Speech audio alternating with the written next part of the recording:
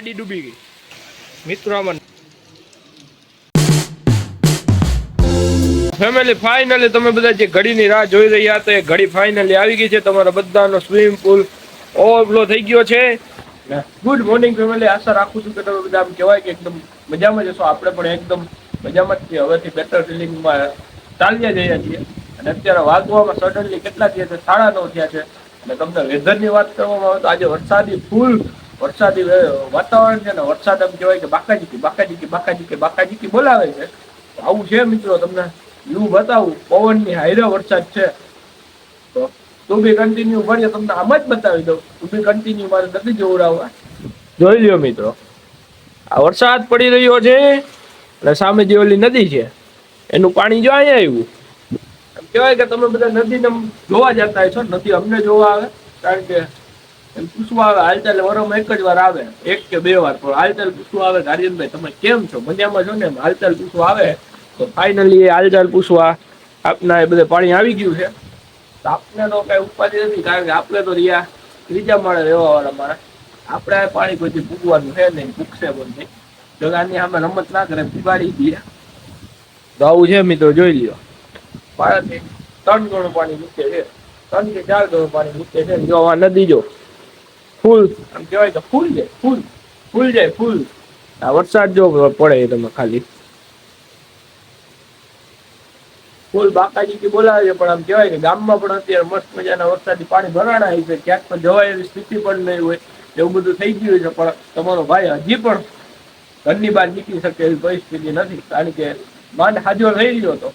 વરસાદ એવો હવે જો જાઉં તો શું થાય ઘરે તમને બધાને ખબર જ છે. મારે કેવું નથી.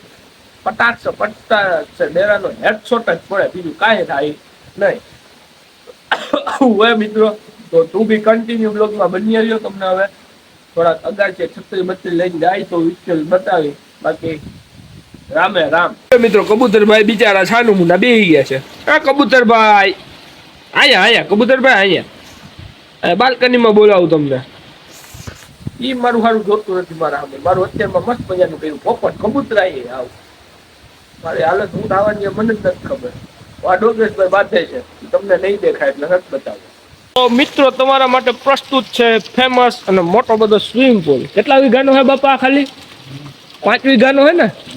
5 વીઘાનો સ્વિમિંગ પુલ તમારી સામે પ્રસ્તુત છે. બધે પાણી. જો આ ગાડી ડૂબી ગઈ, ઓલી રેકડી ડૂબી ગઈ. આવું છે મિત્રો, જેસીબી ડૂબવાની તૈયારીમાં.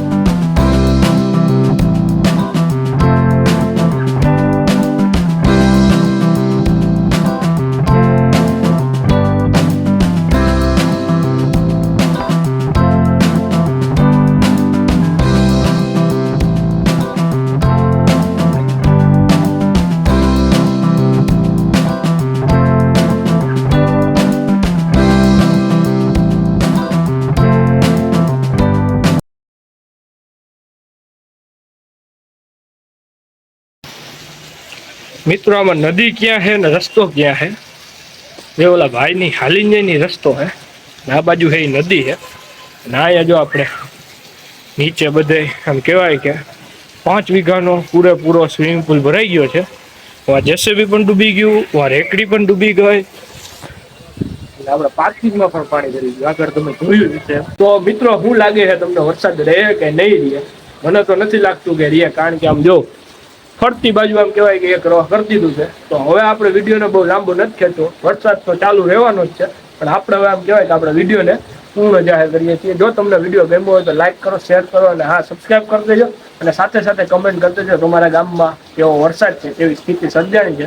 અમારે ત્યાં આમ કહેવાય કે કેશોદ આખું જળબંબાકારની સ્થિતિ સર્જાણી છે. તો મળીશું કોઈ નવા બ્લોગ સાથે. ત્યાં લગન મને આપો રજા. જય શ્રી કૃષ્ણ, જય માતાજી, જય ભોલેનાથ, જય દ્વારકાધીશ.